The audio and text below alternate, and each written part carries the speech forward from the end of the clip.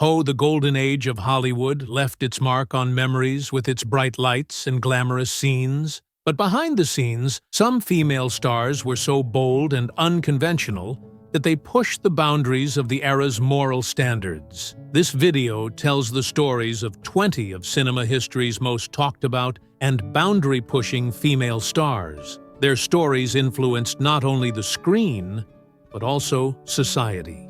Mae West. Mae West was unlike any other star Hollywood had ever seen.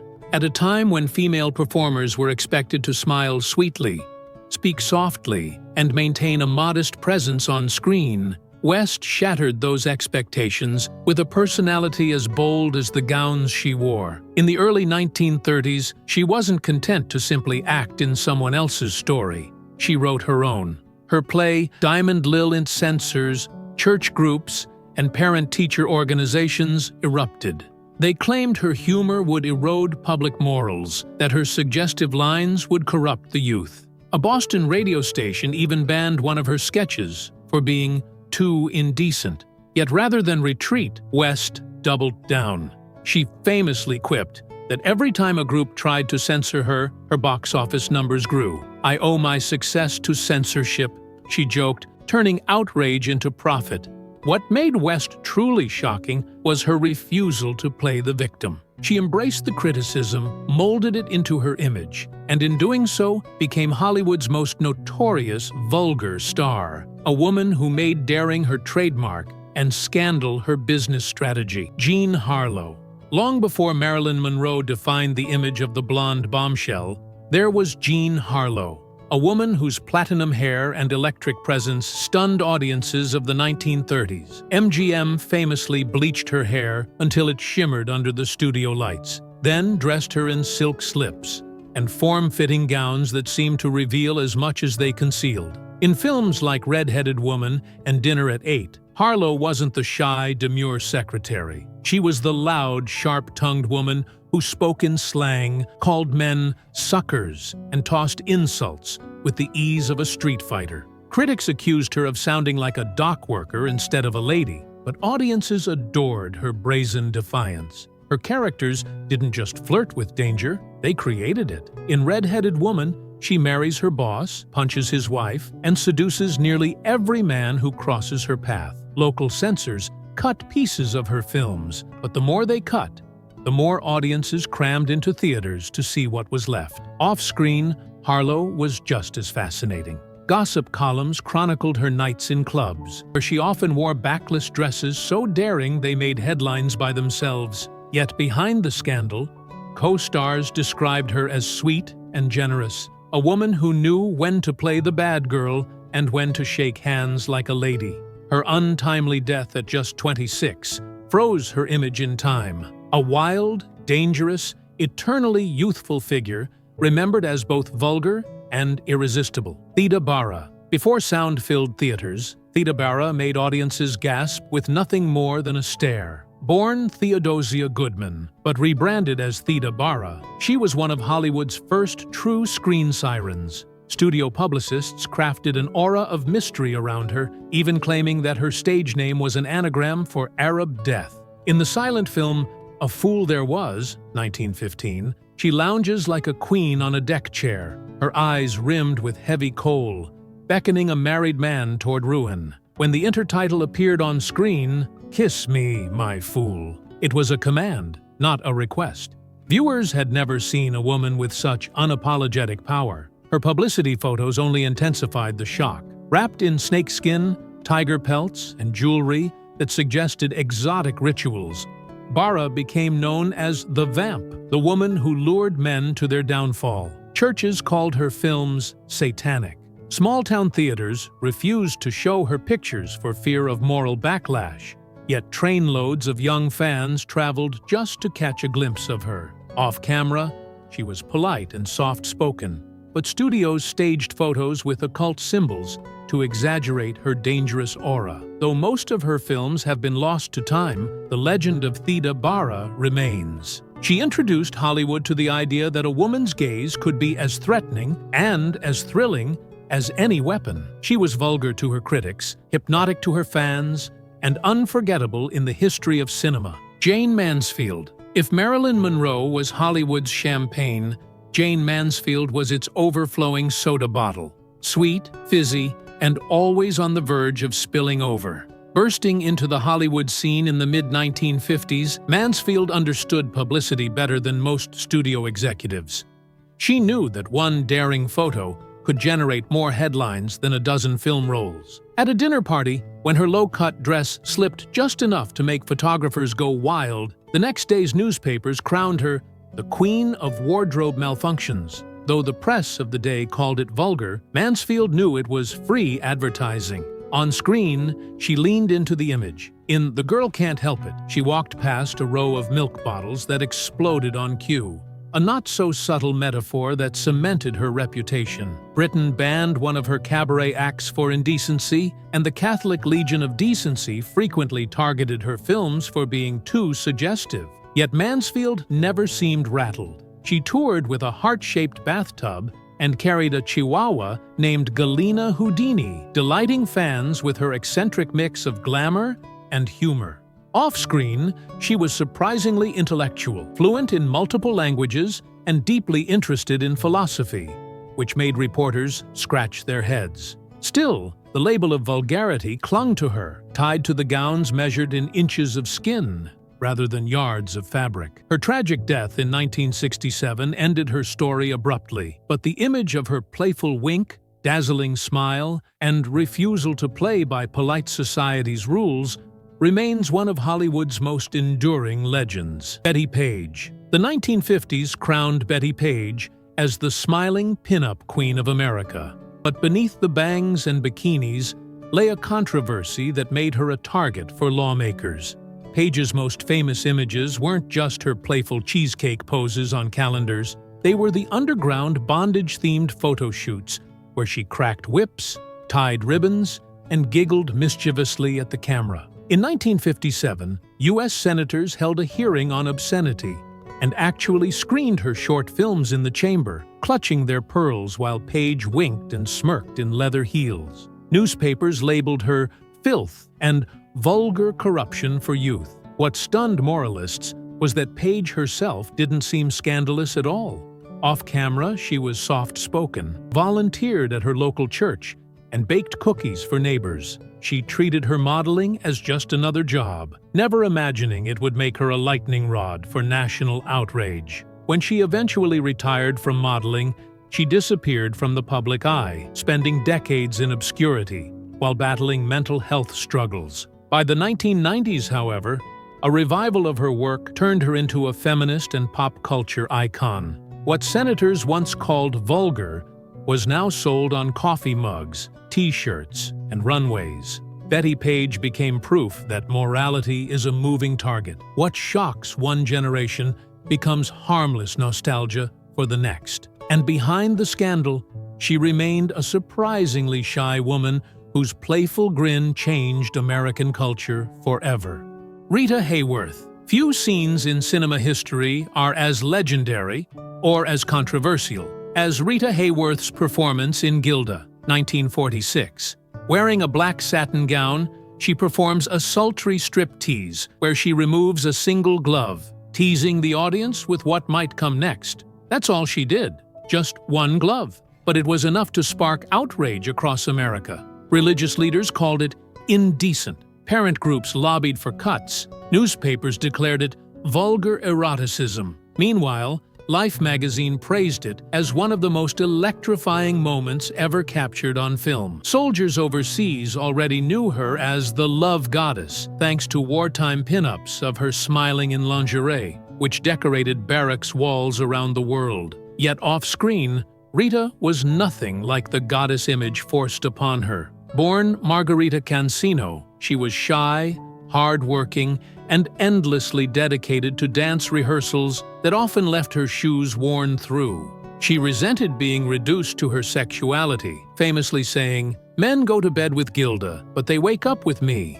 Hollywood, however, kept casting her in roles designed to highlight her sensuality, reinforcing the vulgar label that critics love to use. Later in life, her struggles with failed marriages and early-onset Alzheimer's revealed the vulnerable woman behind the glamorous facade. Still, the memory of that slow glove removal endures, proof that even the smallest gestures can scandalize, seduce, and define a career. Clara Bow. During the roaring 1920s, Clara Bow was Hollywood's ultimate it girl. She represented everything the flapper generation embraced: energy, freedom, and defiance of outdated traditions. But to conservative critics, her behavior was nothing short of vulgar. Raised in the poverty of Brooklyn tenements, Bow carried her streetwise energy into her films, laughing loudly, speaking in slang, and moving with a spontaneity that shocked audiences still clinging to Victorian values.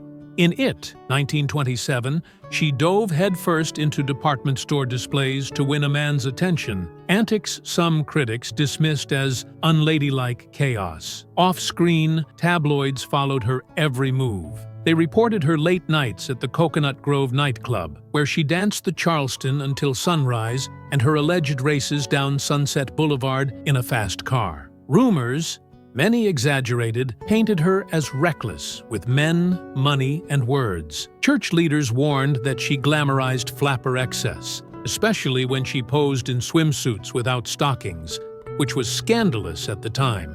Yet young women adored her. They copied her bobbed hair, her makeup, her carefree grin. She represented a new kind of authenticity, one that older generations called vulgar, but younger audiences celebrated as liberating. When sound films arrived, her thick Brooklyn accent became the target of ridicule, and the press gleefully declared that the vulgar it girl was finished. Bow retired early, retreating to a Nevada ranch. Decades later, historians would credit her with injecting movies with a sense of modernity and speed, proving that what once seemed vulgar was, in truth, the oxygen that kept cinema alive. Marilyn Monroe. Marilyn Monroe may be remembered as the ultimate Hollywood sex symbol, but throughout her career she fought against constant accusations of vulgarity. In 1951, she wore a gold lame gown so tight she could barely sit. Gossip columnist Earl Wilson wasted no time in calling her cheap and vulgar, sparking nationwide debates. Monroe responded with humor, posing in a potato sack to mock her critics, and proving that even burlap would look indecent on her figure. Her films only fueled the fire. In Niagara, 1953, she played an adulterous wife whose slow, sensual walk nearly got censored by review boards. In Some Like It Hot, her beaded gowns were so clingy that moral watchdogs called for bans. Yet Monroe's genius was in balancing sensuality with vulnerability. On screen, she projected an innocence that softened the shock of her sexuality, making her both desirable and sympathetic. Off-screen, she read Dostoevsky, studied acting seriously, and longed to be taken as more than just a symbol. "A sex symbol becomes a thing," she once said bitterly. "I just hate being a thing." Still, the label stuck, and magazines eagerly used vulgar whenever her clothes slipped or rumors of affairs swirled. Her tragic death in 1962 sealed her image forever, a fragile woman caught between her intellect and her body, remembered as both. Sharon Stone. Sharon Stone's name became synonymous with scandal in 1992 when she starred in Basic Instinct. One scene, a brief leg-crossing moment during an interrogation, became one of the most replayed clips in film history. Moral crusaders called it vulgar, indecent, and pornographic. Stone later revealed she hadn't fully consented to the shot being used, which added further controversy. But the scandal also catapulted her to superstardom, cementing her image as Hollywood's ultimate femme fatale. Stone's sharp intelligence and biting wit, however, often caught people off guard. While tabloids labeled her a vulgar sex symbol, she was delivering speeches about AIDS awareness, human rights, and women's empowerment. She refused to let the industry reduce her to a single moment of exposure. In later films like Casino, she proved her dramatic range, earning an Academy Award nomination. Yet critics still used vulgar as shorthand for her unapologetic boldness, whether in fashion, interviews, or her willingness to confront powerful men. Sharon Stone turned scandal into a weapon. showing that being branded vulgar could, in fact, be a path to power. Elizabeth Berkley. Elizabeth Berkley's career took a sharp turn in 1995 when she starred in Showgirls. Marketed as a glamorous drama, the film quickly became notorious for its graphic sexual content, nudity, and over-the-top performances. Critics savaged it as cheap and vulgar, and Berkley, who had once been a wholesome star on Saved by the Bell, suddenly found herself blacklisted. Casting directors turned their backs, and tabloids mocked her for years. But over time, Showgirls developed a cult following. Audiences rewatched it not as failed art, but as camp entertainment, celebrating Berkley's fearless commitment to a difficult role. Feminist critics later argued that her so-called vulgarity was actually a bold critique of how women's bodies are commodified in entertainment. Berkley herself eventually embraced this reinterpretation, attending anniversary screenings where fans cheered her on as a misunderstood pioneer. What once destroyed her career has since become her legacy, proof of how Hollywood punishes women for daring to step outside the boundaries of respectability. Madonna. Madonna built her entire empire on being called vulgar. From the moment she writhed in a wedding dress during her Like a Virgin performance at the 1984 MTV Video Music Awards, critics were horrified. Church leaders called her a blasphemer. Tabloids branded her indecent, and parents declared her a terrible influence. She responded by doubling down. The Like a Prayer video, with burning crosses, interracial romance, and religious imagery, drew outrage from the Vatican. Her sex book in 1992, filled with explicit photography, was condemned worldwide as pornography. Yet Madonna thrived on outrage. "I'm tough, I'm ambitious, and I know exactly what I want," she once said. "If that makes me a bitch, okay." She understood that being called vulgar was free publicity, turning condemnation into attention, and attention into record sales. Beyond shock value, Madonna consistently used her platform to question taboos around female desire, LGBTQ+ visibility, and freedom of expression. Where others saw vulgarity, her fans saw liberation. Decade after decade, she reinvented herself, always staying one step ahead of her critics. Madonna proved that vulgarity, in the right hands, can become the most powerful weapon in pop culture. Pamela Anderson. Pamela Anderson rose to fame in the 1990s as the golden-haired lifeguard in Baywatch, running in slow motion down the beach in her iconic red swimsuit. For millions of fans, she was the ultimate fantasy. But for critics and cultural gatekeepers, she was the epitome of vulgar television. Tabloids labeled the show Jiggle TV, reducing Anderson's global success to nothing more than her curves. Yet Pamela was much more than the body Hollywood fixated on. Her private life became a public battlefield. The infamous stolen tape with Tommy Lee turned into one of the first celebrity scandals of the internet age. While the world consumed the footage, Anderson was humiliated, shamed, and branded vulgar. But instead of disappearing, she leaned into her fame, becoming an outspoken advocate for animal rights with PETA, environmental causes, and even political activism. Her critics dismissed her as indecent, but Anderson repeatedly showed courage in reclaiming her story. Kim Basinger. Kim Basinger's career was a masterclass in balancing sensuality with vulnerability, but it came with its share of controversy. In the 1980s, she posed for Playboy, leading critics to label her vulgar and unserious as an actress. Yet the very same year, she captivated audiences as a Bond girl in Never Say Never Again.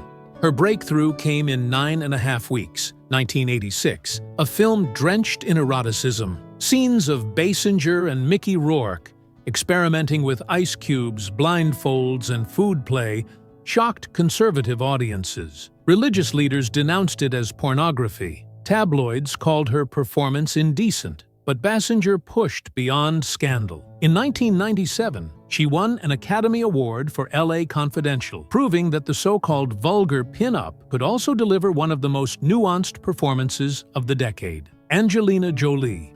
Before Angelina Jolie became a humanitarian icon, she was Hollywood's wild child, regularly branded as vulgar. In the late 1990s, Tabloids feasted on her gothic image, tattoos, black leather, and her infamous red carpet kiss with brother James Haven sparked whispers of incest. Her marriage to Billy Bob Thornton, complete with vials of each other's blood worn around their necks, only fueled the fire. Critics dismissed her as a vulgar attention seeker, a symbol of Hollywood excess.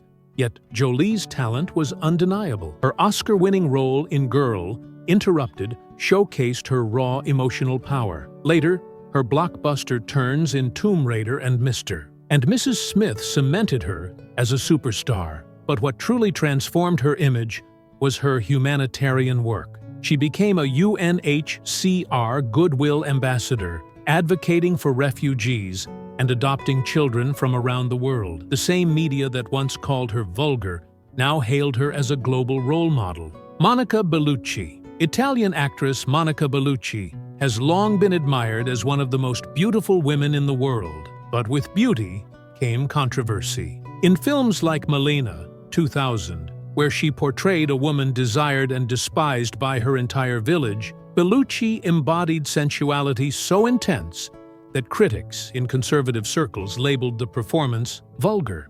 Her European films often included nudity, and when she transitioned into Hollywood, American critics were quick to brand her as too provocative. But Bellucci herself rejected the idea that sensuality equals vulgarity. She often said, "Beauty becomes interesting when it is shared with intelligence." For her, sexuality was not something to hide, but a natural part of storytelling.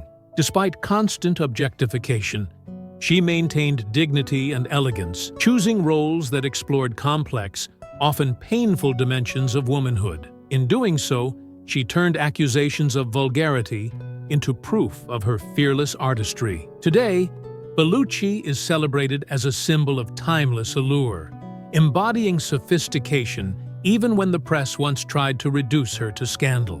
The golden age of Hollywood's bold and unconventional female stars challenged not only the screen, but also the boundaries of society. Their stories not only defied the moral standards of their time, but also paved the way for women to become pioneers in freedom of expression and courage in the arts. Even today, the stories of these stars remind us how bold and extraordinary they were in the cinema world of the past. Remembering them and the impact they made sheds light not only on cinema history, but also on our culture. Thank you for watching this video, and keep remembering the brave stars of the Golden Age.